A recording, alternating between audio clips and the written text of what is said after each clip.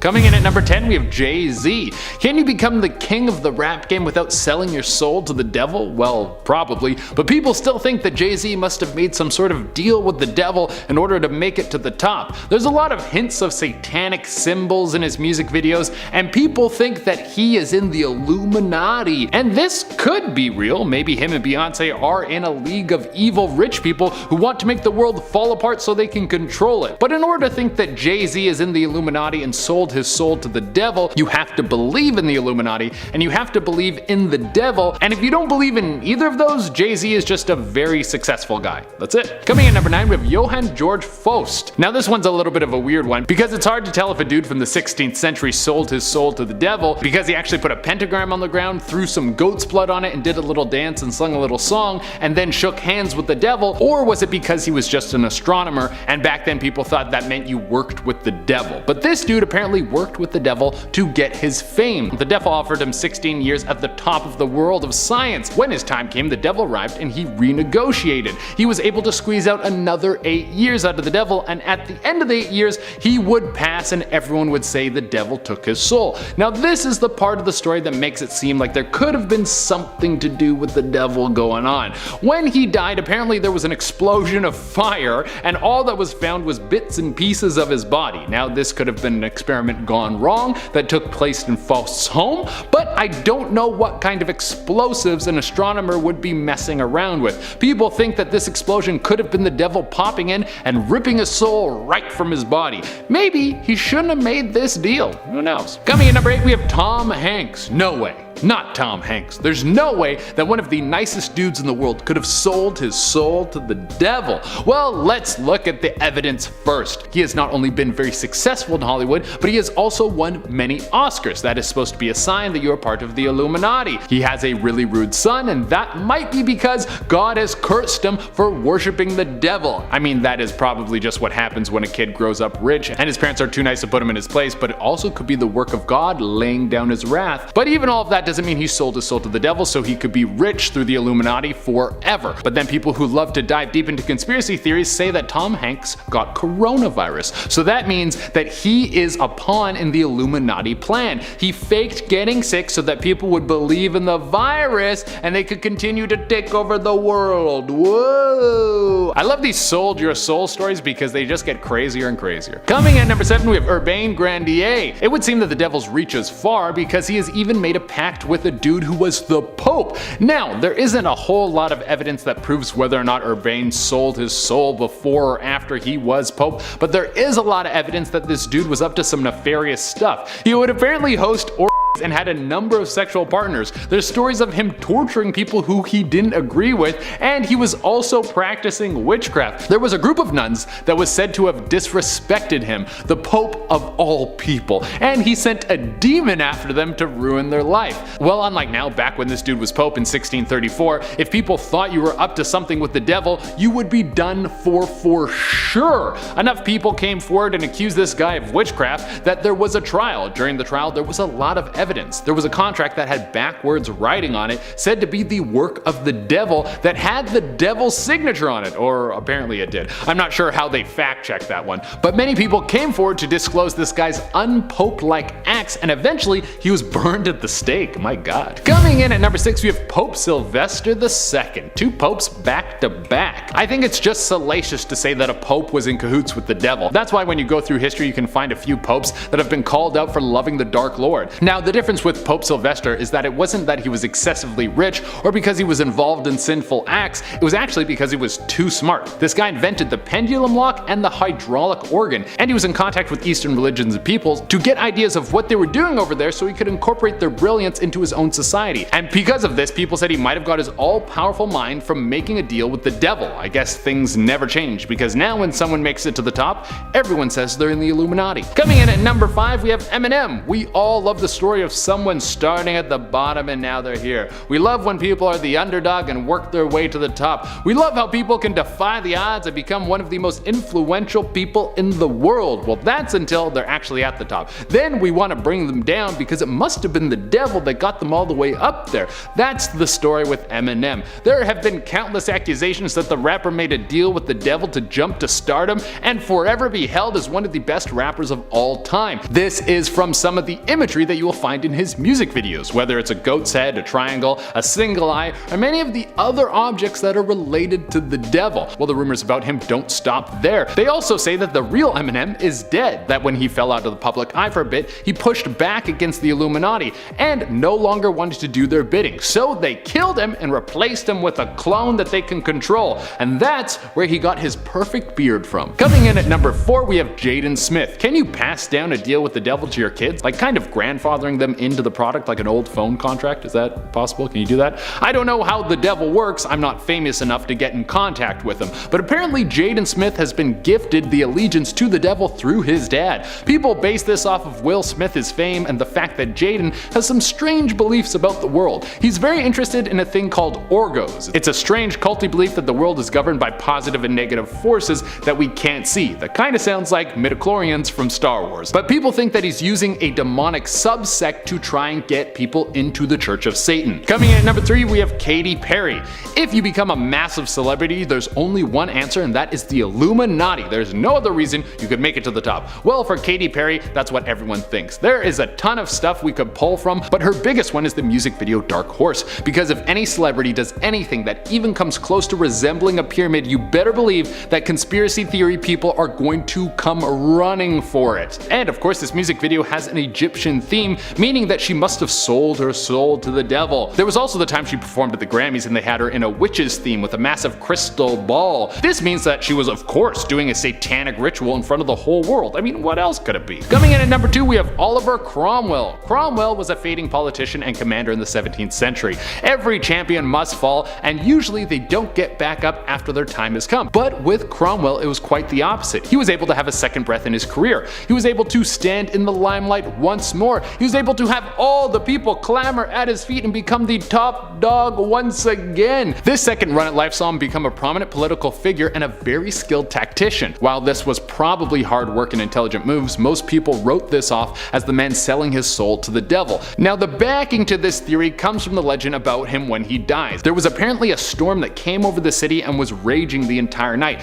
People say this was the devil coming down to claim his soul. Now, that might have been true, but I don't know if the devil would go to that much work to get one soul. This guy's getting thousands of souls every day, hundreds of thousands every day. If he had to put on a massive light show to get each one of them, he would never be able to wrangle them all up. He just wouldn't have enough time. And coming into the number 1 spot, we have Christian Bale, probably the best Batman ever and one of the kings of the meme world with the amount of juice people have been able to pull out of his hit American Psycho. I've never seen American Psycho, but I want to just so I can have a better understanding of what scenes these memes come from. But when did the Dark Knight himself decide to give his soul to the devil and become one of the Dark Lord's little minions? Well, we don't know the exact time of when this might have happened, but Christian Bale has actually publicly thanked Satan after winning a Golden Globe for his work in the movie Vice, where he played Dick Cheney, remember the vice president who shot his friend by mistake, and might have had a hand in the whole Guantanamo Bay thing. Well, during his acceptance speech, Christian Bale went down the regular road of saying thank you to all the people close to him, and then he capped it off by saying thank you to Satan for inspiration. Now, this might have just been the actor taking a stab at how ruthless Dick Cheney is,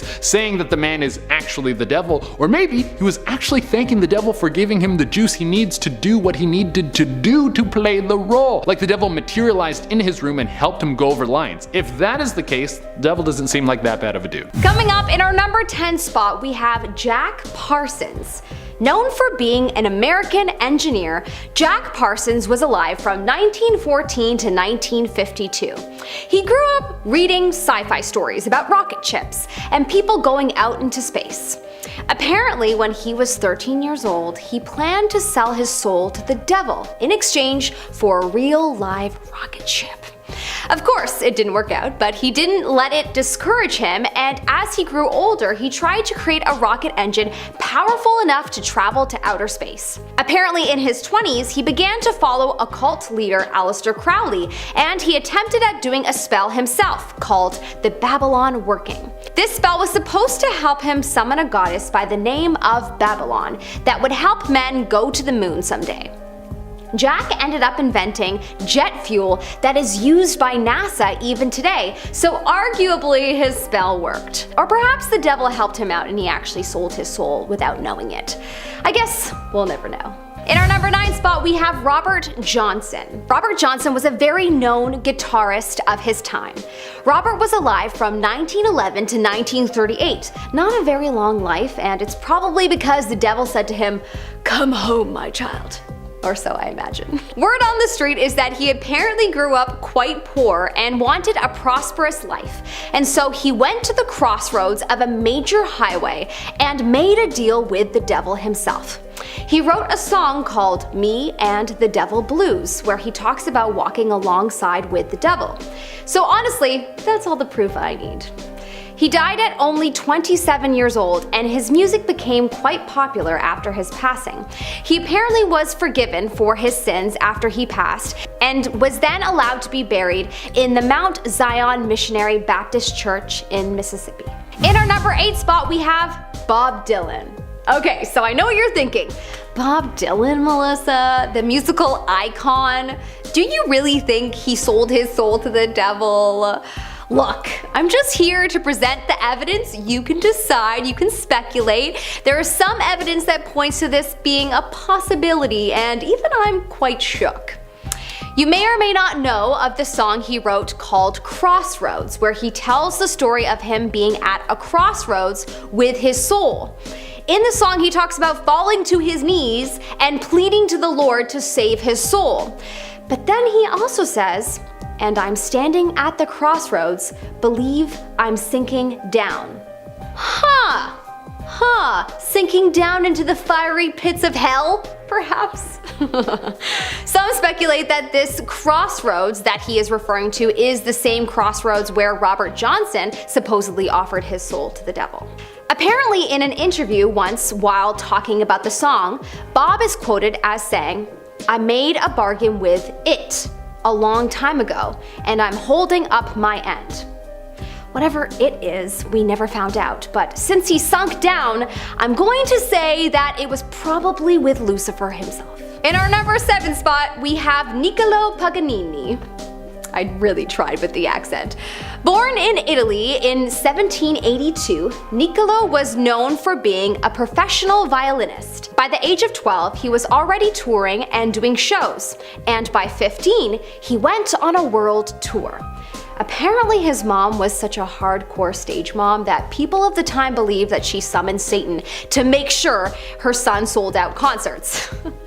Love this. Even in the 1700s, momagers existed. People also believed that he himself was walking with the devil.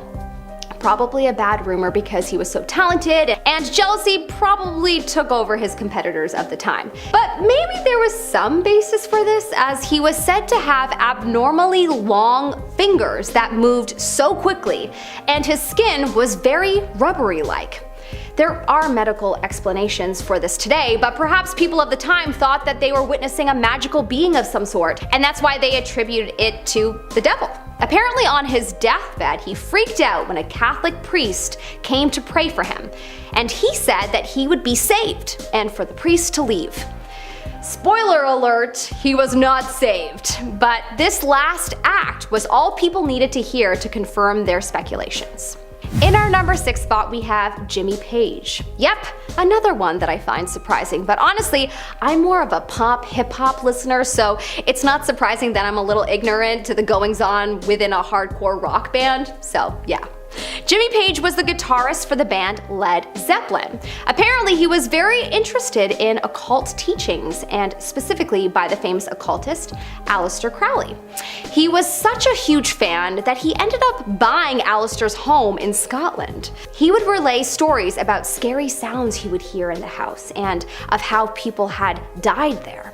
This of course led people to think that he was probably involved in some kind of dark magic like a lot of musicians, and quite possibly sold his soul to the devil.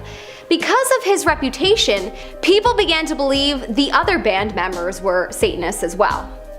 Apparently, people believe that if you play Stairway to Heaven backward, you hear demon-like voices. Holy crap, that's terrifying. Can someone do it and maybe report back to me? Okay, thanks. In our number 5 spot, we have Antoine Rose, the iconic witch that led to the world understanding that where there is a witch, there is a magical broomstick. Antoine's story is a tragic one. In today's society, she would be known as a poor single mother that turned to illicit substances.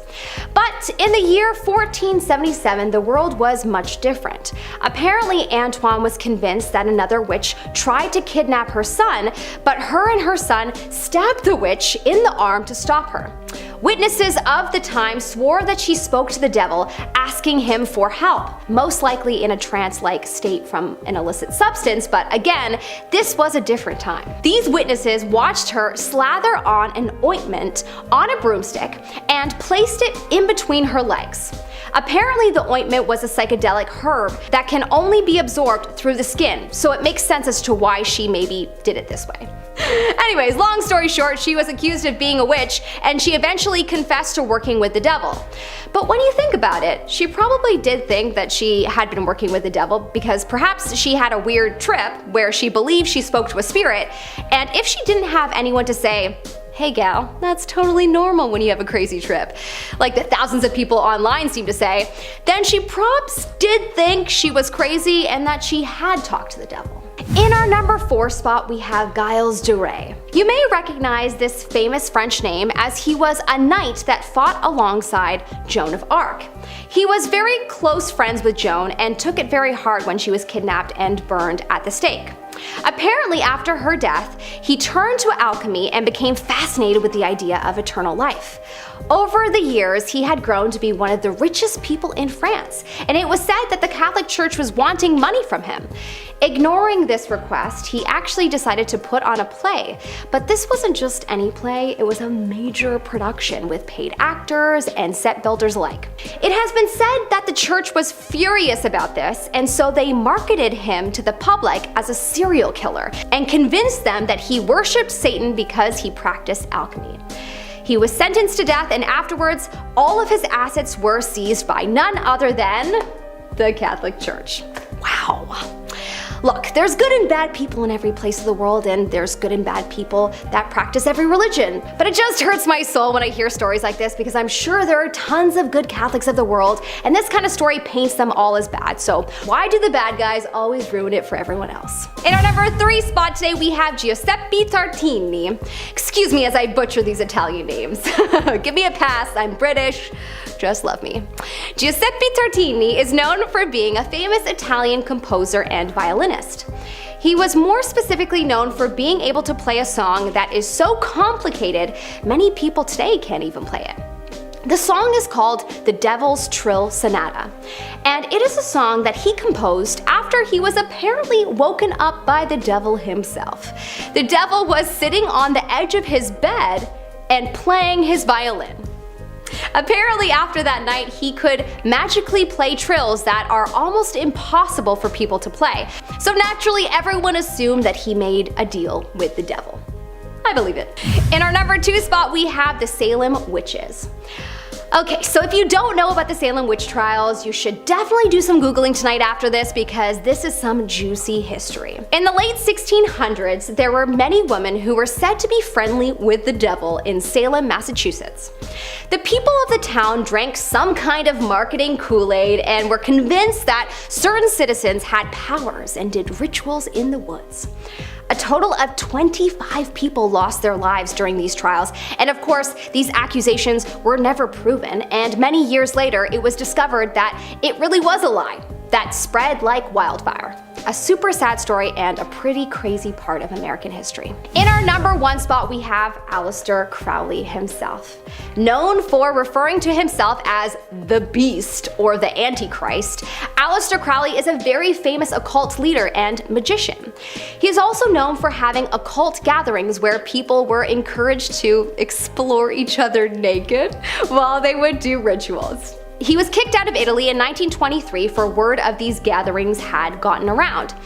He was once quoted as saying that God and Satan fought over his soul. And I guess we can assume that Satan won because he would highly encourage people to focus on selfish acts which were considered satanic at the time.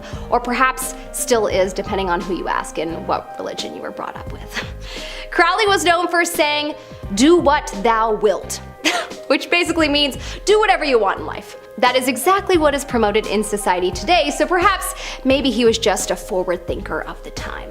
But his own mother would call him Satan, so I'm gonna bet that he probs did sell his soul to the devil. In our number 10 spot we have Angelina Jolie. Okay, I know you're thinking, what? The beautiful looking angel that is Angelina Jolie sold her soul to Mr. Satan himself? Probably. Apparently in 2016, a secret tape of Angelina surfaced on YouTube, and on this tape, it was a young 23-year-old Angelina in 1999 where she is being secretly recorded in a private convo with some of her friends. Allegedly, Jolie is found telling her friends about some kind of celebrity initiation that is often misunderstood as a form of sadism and masochism combined. Then apparently Angelina talks about her experience and how during the ritual, the initiated people are tied up and tortured, and well, just Google it because it's not very PG, but supremely sadistic and masochistic if you ask me. She then goes on to talk about how she got a tattoo after the ritual and how she had to kill a snake as a sacrifice. So yeah, sounds like she quite frankly made a deal with the devil. In our number 9 spot we have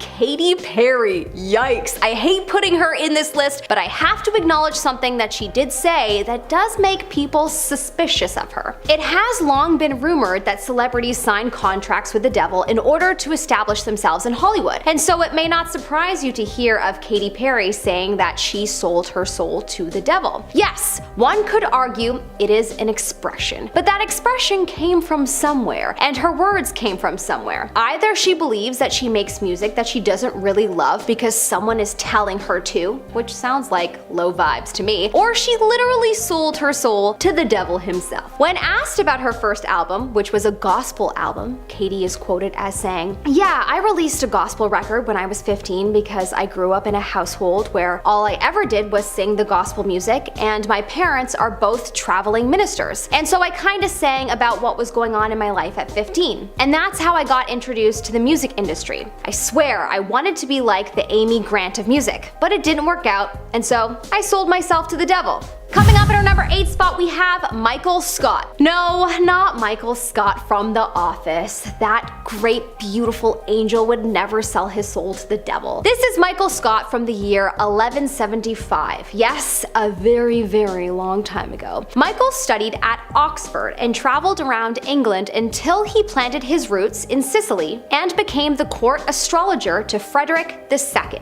People always speculated that he might be in cahoots with Lucifer, as he was quite vocal about how against the black arts he was. The people believed that to be a distraction from the fact that he actually participated in it. He also wrote a lot of text on necromancy and black magic under the guise of science. So that didn't help his cause. There was all kinds of rumors about him, including one where he supposedly conned the devil into helping him make a railroad. He apparently had demon familiars that would fetch him the finest international delicacies, and that he traveled by way of a demon sea creature. He was known to having many ritual sites, and so the people have concluded that he was BFFs with the devil. In our number 7 spot we have Christoph Heinzmann. Christoph Heinzmann is a painter from the 17th century. Apparently in 1677, Christoph was found in such a state that it was believed that he had been tortured by a witch's curse. When questioned by the authorities, Heinzmann admitted that his state was his own fault, as he had signed a pact with the devil 9 years earlier as a way out of the cycle of poverty and depression that he was in. Apparently he had a few exorcisms done to him, and during one of the times, a dragon with a contract contract had appeared in front of him, and Heinzman was able to rip up the contract. Apparently after that, his symptoms seemed to disappear for a while, but then eventually came back. Apparently in his diary entries, he revealed that the devil appeared to him frequently, and he was always trying to tempt him. We now know that if he were alive today, a more contemporary diagnosis would be that he had schizophrenia. But honestly, it's also very possible that he was just inhabited by demons to do the devil's work. In our number 6 spot, we have Oliver Cromwell. Known for being an English general, this is a name that is very known as he has been widely depicted as a person with devil's horns. Oliver was being marketed as someone who made a pact with the devil, and that is what explained his rise to power and success.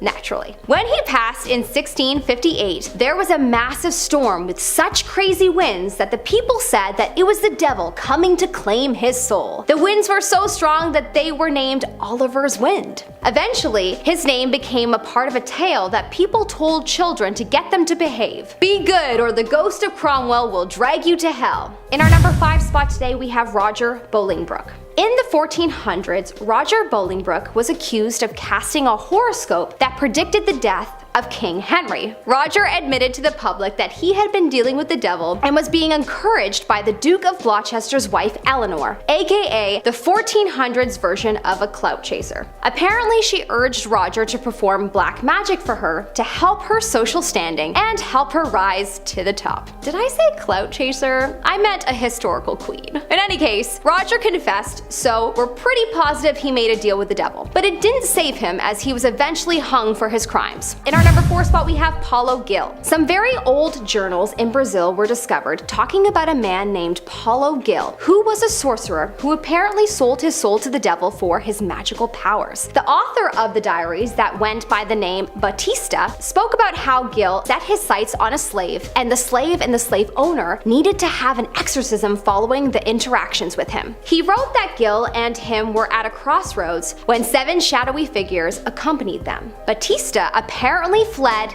and that made Gil very angry. He wrote about how Gil then cursed the town because Batista wouldn't do what he had asked, and it caused a crazy storm to come to the town. The storm apparently only stopped when Batista prayed to Saint Anne and after he denied giving his blood to Gil. In our number 3 spot, we have Katharina Kepler. This is a woman that is widely known for being a possible sorceress and also known for most likely making a deal with the devil. She is another historical person who is depicted as having devil horns. She is the mother of a very famous astrologer by the name of Johann Kepler. Apparently her friend accused her of poisoning her, most likely just gave her some wine, and Katharina was put in front of the courts for questioning. On this occasion, she was let off from lack of evidence. Later, she was then accused 49 times of dealing with the devil. She also was said to have killed livestock and people by reciting incantations over them, but after many trials, she actually was given her freedom, only for her to actually pass away 6 months later. In our number 2 spot, we have Saint Basil and the Slave. Saint Basil was born in the year 329 AD. He was born into quite a Christian household. He apparently wrote a large body of work that is quite treasured today. However,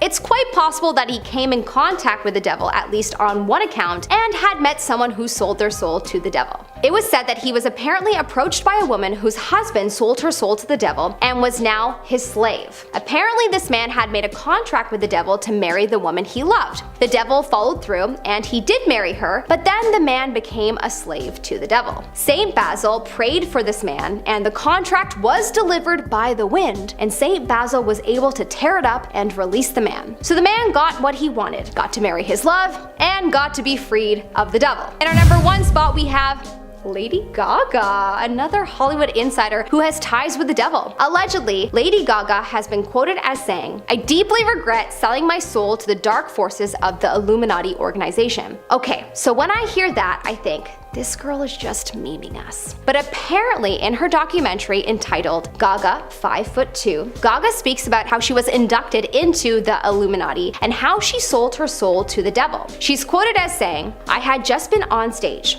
It was a good show. I was high on the love and applause from the crowd. I was outside lighting a cigarette. I was aching for more and more of everything. I just wanted to feel good, feel anything. Then this man, a strangely ageless man in a suit, spoke to me. He was leaning against the wall smoking, and he said to me, "I think you've got what it takes. Do you want it?" I asked what it was. I thought he was coming on to me, but he smiled and said, "Everything. Success, fame, riches, power. Do you want it all?" I looked at him curiously.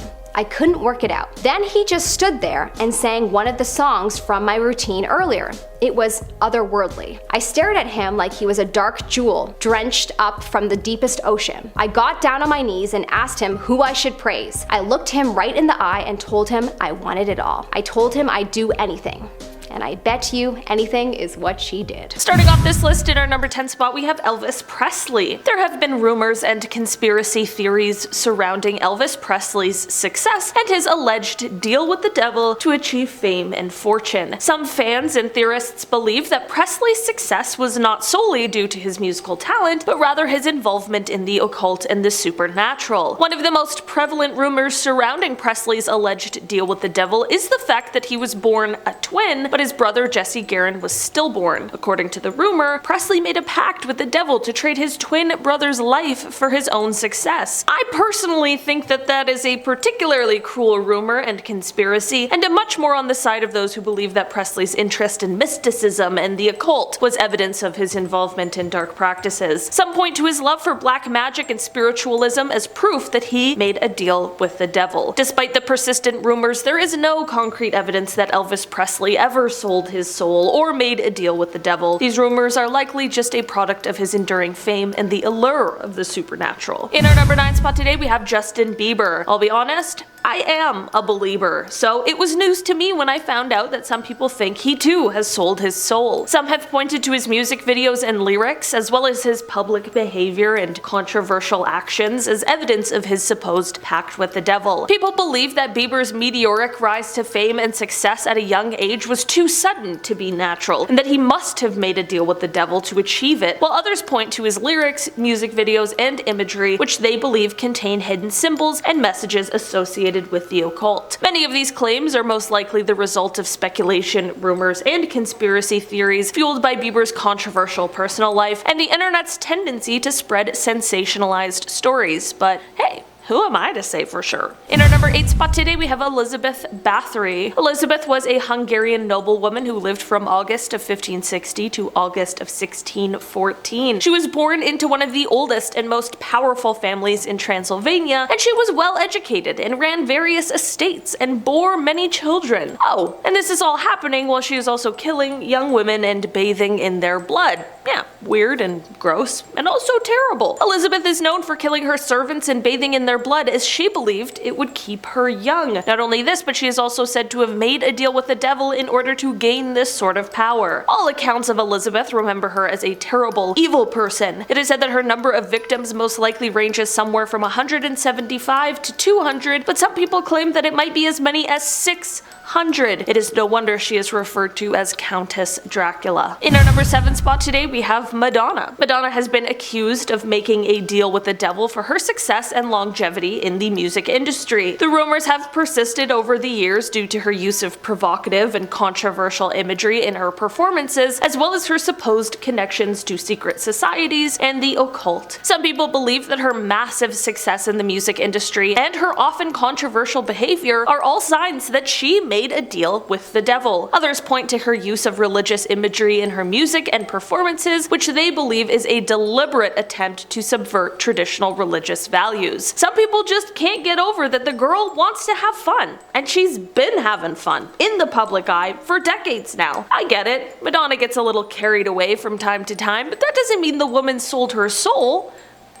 Or does it? In our number 6 spot today, we have Johann Faust. According to the stories passed down about this man, it is said that he was an alchemist and astrologer who lived in Germany during the early 1500s. It is said that in his plight to become the smartest man in the world, while also enjoying as many earthly pleasures as possible, he summoned the help of a demon named Mephistopheles. There are terrible stories about how cruel and truly evil this man was, and as a professor, it is said that he looked down on everyone else. Local priests apparently believed that he had actually made a deal with the devil in which he sold his soul soul to him, and there are also stories that say his pet dog was actually a demon who was able to shapeshift. During his life, he did publish several grimoires, and in 1540, while conducting some sort of alchemic experiment, his laboratory exploded. Just thought that was a fun little anecdote to share with you guys. In our number 5 spot today, we have Michael Jackson. Definitely one of the celebrities who has had the most connections to the occult. Some fans and theorists believe that Jackson's success, talent, and enduring popularity could not be attributed solely to his hard work and dedication, but rather to a supernatural pact that he had made. One of the most persistent rumors surrounding Jackson's supposed deal with the devil was that he made the pact at the age of 12. According to this rumor, Jackson traded his soul to achieve success in the music industry. Others have pointed to Jackson's fascination with the occult and his interest in spiritual practices as evidence of his involvement in the dark arts. Some also cite his dramatic physical transformations as proof of his alleged deal with the devil. At the end of the day, did Michael Jackson have a deal with the devil? Well, I guess I'll just let you decide for yourself. It's my way of saying no, none of these people did, because the devil doesn't exist. In our number 4 spot today, we have Aleister Crowley. This man is quite well known for being the leader of an occult group, and this really does stem back even into his childhood. It is said that quite early on, Aleister started calling himself the Beast and the Antichrist, and he is even quoted as saying that God and Satan fought over his soul. In one of his books, he wrote, quote, "I was in the death struggle with self. God and Satan fought for my soul those 3 long hours. God conquered.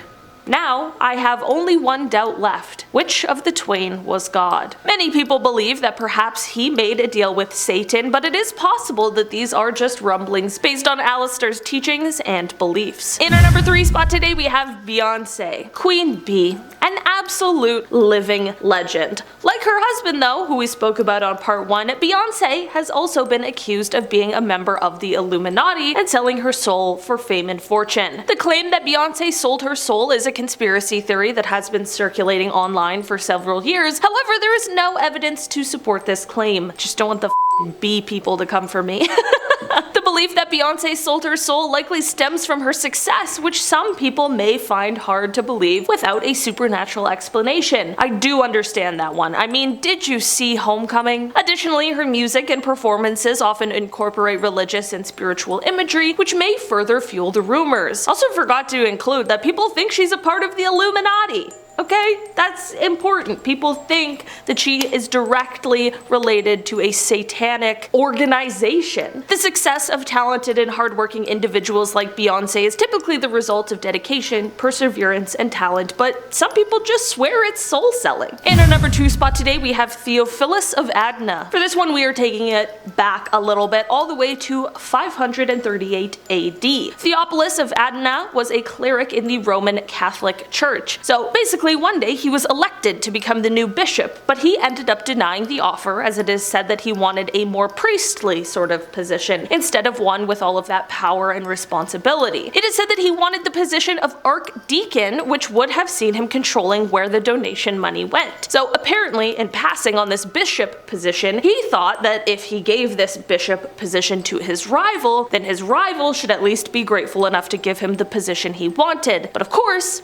this did not happen. The new bishop gave away the seat that Theophilus wanted and instead gave him the position of being a humble cleric. This made Theo super angry, and this is when he thought that maybe the church isn't as holy as he once thought they were. This is when he decided to summon the help of Satan. He ended up signing a contract with Satan in his own blood. He denounced Jesus and the Virgin Mary, and it is said that with the help of Satan, he was once again voted into the bishop position, and this time he accepted. At this point in time, it is said that he felt so guilty he confessed to this deal with the devil, and the priest who he confessed to decided that they should burn the blood-signed contract. For a second, Theo looked up, but then suddenly he collapsed and died. Many people believe that it was because he had broken his contract. And finally, in our number 1 spot today, we have Jonathan Moulton. Jonathan is a man who was born in 1726, and he was known for his military career. He served in King George's War as well as in the French and Indian Wars, but after his service is where the story really starts. Basically, after his time fighting was over, he went on to become one of New England's wealthiest men. This caused heads to swivel and rumors to swirl because this wasn't something that was normally seen. This all gave way for the rumor that Jonathan had struck his luck of fortune because he was actually working with the devil. People began to say that for financial gain, he in turn gave his eternal devotion and even his soul over to the devil. The devil would visit him every month in order to fill up his boot with gold. You know what happens with things like this though, people get greedy. It is said that despite this lavish lifestyle he was already living, he wanted more, and this led to him making the mistake of trying to trick the devil. He cut a hole in the floor above his basement and placed a boot over it, which also had a hole in the heel. Of course he did this so that when the devil came with the gold, he'd get a whole basement full rather than just a boot. But the devil certainly caught on. From there it is said that he burned down Jonathan's house along with all of the gold that lay inside. Starting off in our number 10 spot, we have Led Zeppelin. Rock and roll and Satanism have long been connected in some people's eyes, so it's no wonder that legendary band Led Zeppelin has experienced some of these dark connections. Back in January of 1982, evangelical broadcaster Paul Crouch began accusing different rock artists of hiding messages in their songs through backmasking, and one example that he pointed out was the classic Zeppelin tune Stairway to Heaven. He directly pointed to a segment of the song where he claimed that when played in reverse, he was hearing the words, "Oh, here's to my sweet Satan, the one whose little path would make me sad,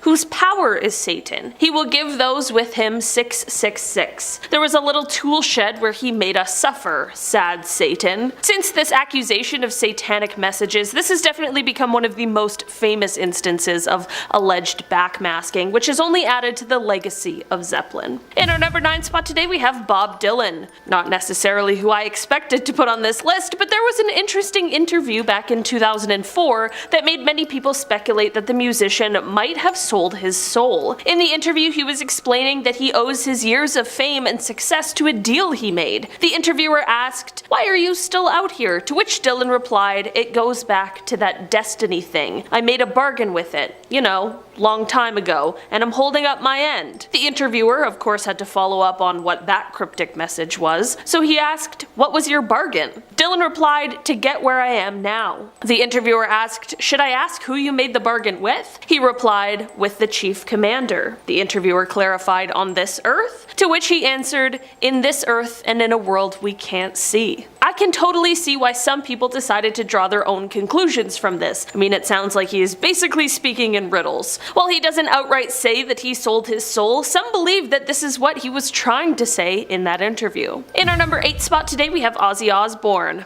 One of the most famous rock stars ever, Ozzy has long been connected to the occult. I mean, Ozzy, Prince of Darkness, didn't just come from nowhere. Aside from the rumors, however, Ozzy has been fairly open about his personal connection to the devil. In a 1984 issue of Hit Parader, Ozzy said, quote, "I really wish I knew why I've done some of the things I've done over the years. Sometimes I think that I'm possessed by some outside spirit. A few years ago, I was convinced of that. I thought I truly was possessed by the devil. I remember sitting through The Exorcist a dozen times saying to myself, yeah, I can relate to that." He even has expressed confusion over whether or not he's a medium for some kind of outside source, or if something much more sinister is at play. When speaking of actually selling his soul, well, Ozzy had some less than comforting things to say. He said, quote, "I already have. Well, you sell your soul to the devil when you do something yourself that you shouldn't, and I already have. I've lived my life to the fullest. If there's an afterlife, I've got a good spot in the furnace, you know?"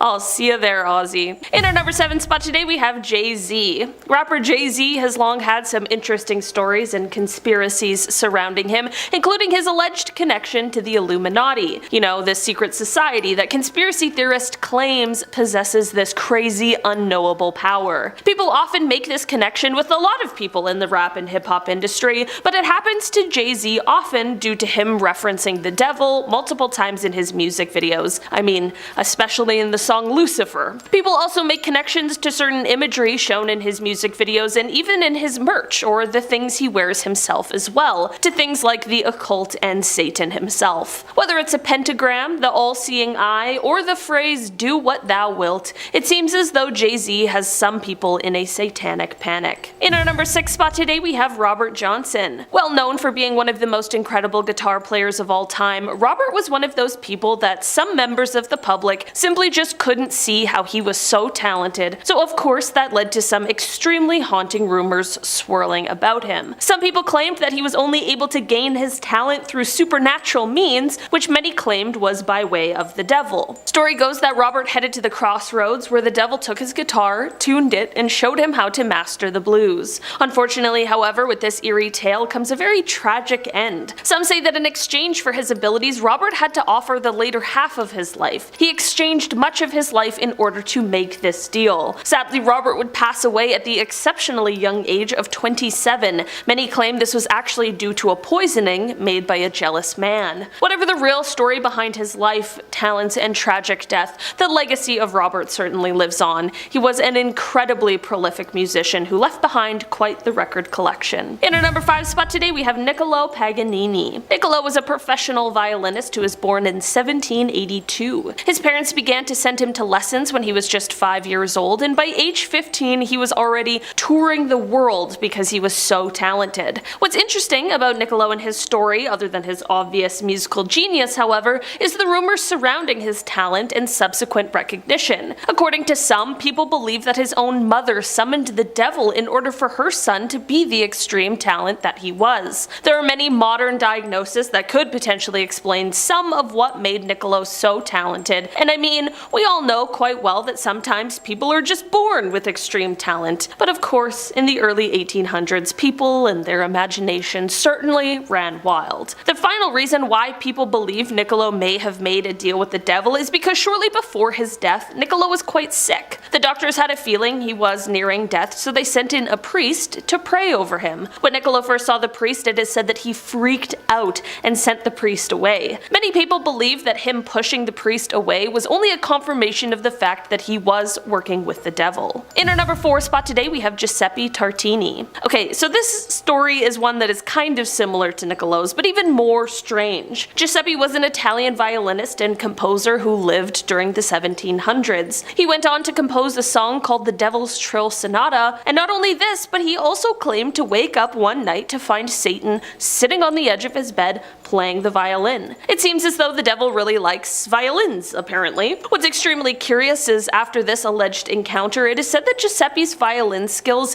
hit heights never seen before. He was able to suddenly play extremely complicated trills that are impossible for most musicians, and apparently even today the sonata is too difficult for many musicians to play, which is why people believe that perhaps this story really was true. In our number 3 spot today, we have Jack Parsons. Jack was a man who was born just a few weeks prior to the Wright brothers flying the first airplane, and being born at a time like this had him growing up dreaming of and reading sci-fi novels about rocket ships taking people to space. It is said that this love of rocket ships and these dreams of going to space are what led to him summoning the devil in order to make a deal. Jack wanted to sell his soul in exchange for a rocket ship. This deal didn't end up working, but Jack continued to study science as he grew older. Later in life, he stumbled upon the teachings of Aleister Crowley and tried his hand at summoning things again. This time he tried to summon a goddess by the name of Babylon that was said to possibly help men get to the moon one day. Technically, in some ways, it worked, because Jack Parsons ended up helping create the jet fuel that is said to still be used today. Maybe it was his original deal with the devil, maybe it was the goddess, or maybe it was just good old passion and drive that did it. Guess that all depends on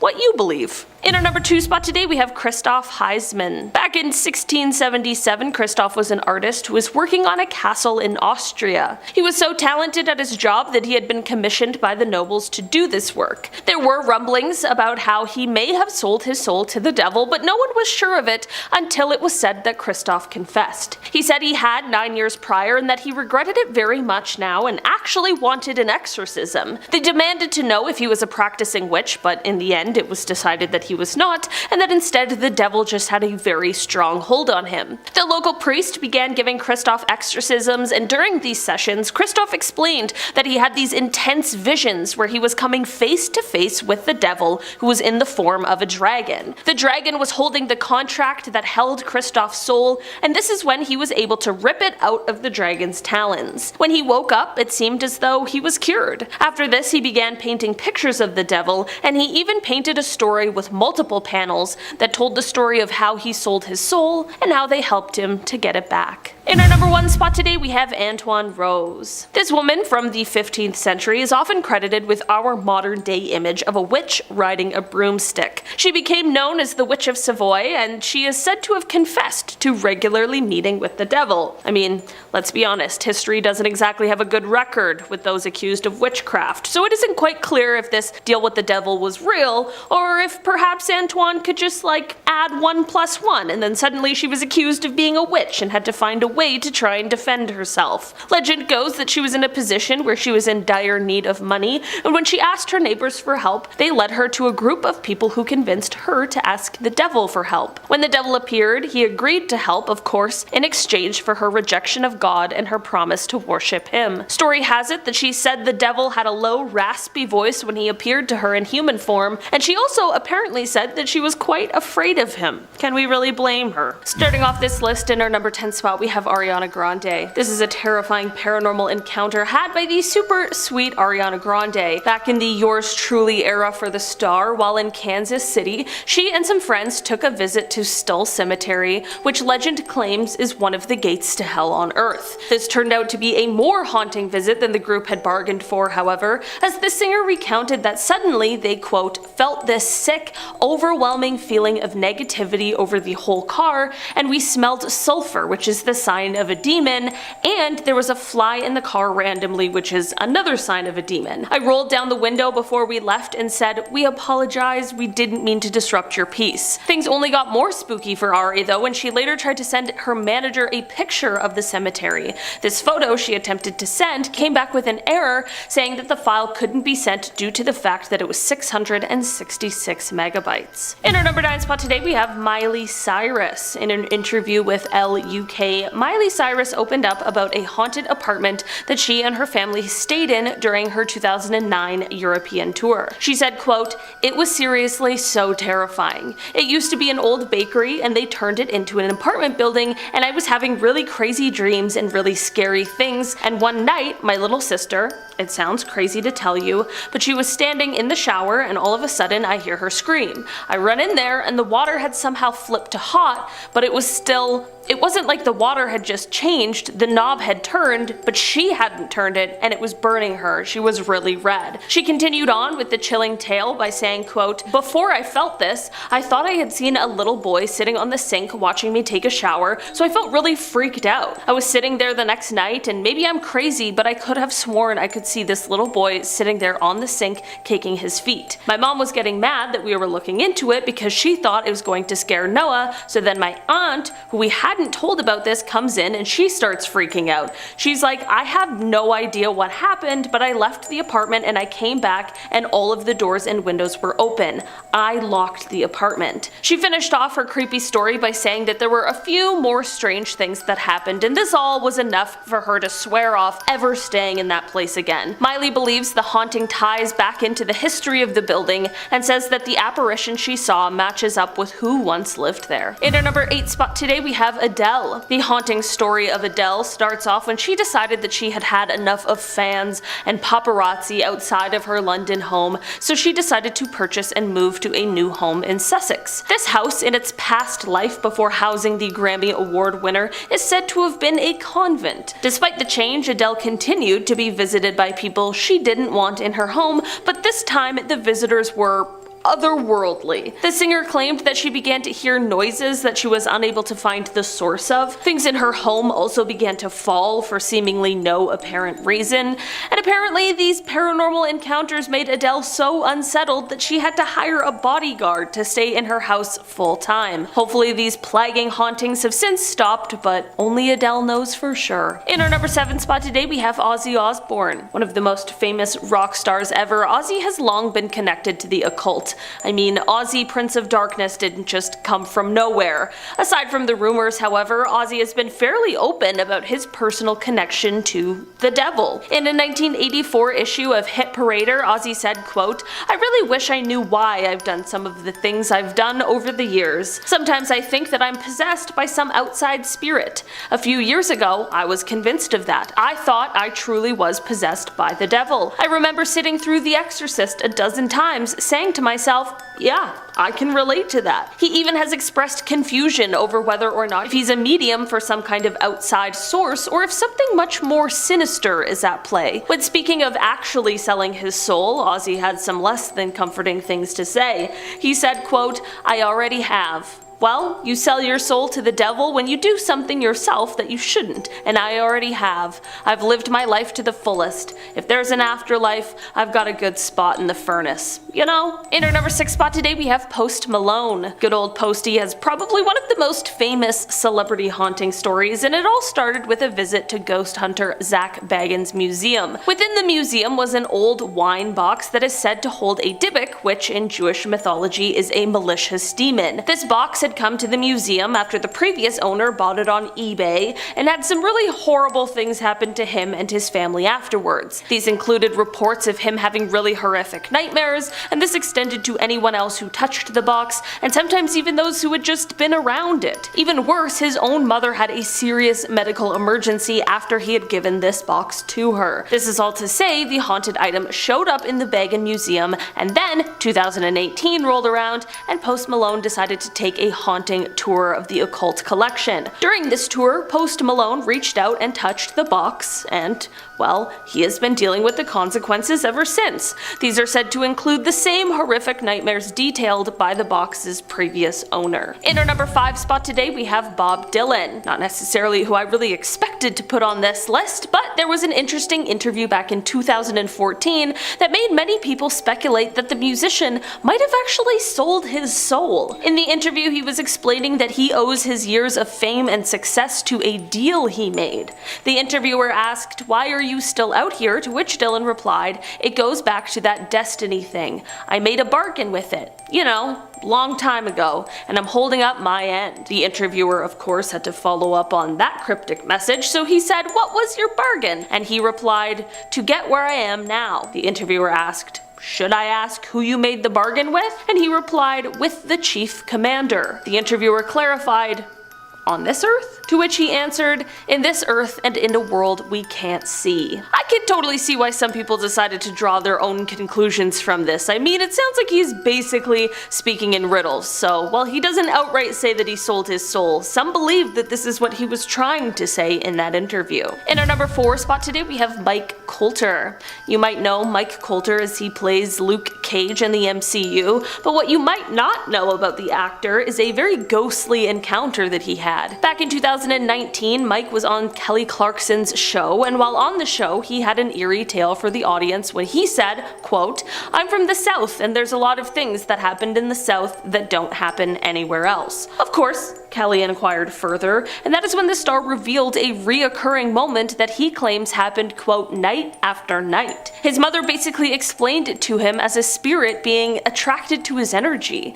He said, quote, "When I was a kid, I used to have this thing that was sitting on my chest when I would sleep, and it was keeping me from getting up, and I couldn't open my eyes, and I would struggle." I don't know about you guys, but that sounds absolutely horrifying. I know a couple demons that could match up with that. Maybe it's a sleep paralysis demon, who knows? In our number 3 spot today, we have Vanessa Hudgens. Just last year, in April of 2022, Vanessa appeared on the Kelly Clarkson show. I guess everyone's just on the Kelly Clarkson show talking about their paranormal experience. And during this appearance, she spoke about having, quote, "a lot of paranormal encounters over the years." She said, quote, "I kind of shut it down for a while because the unknown is scary, but I recently was like, no, this is a gift and something that I have the ability to do, so I'm going to lean into it." Expanding on how she is leaning into these abilities, she explained that she had actually recently completed her first real paranormal investigation. Now we have Ed,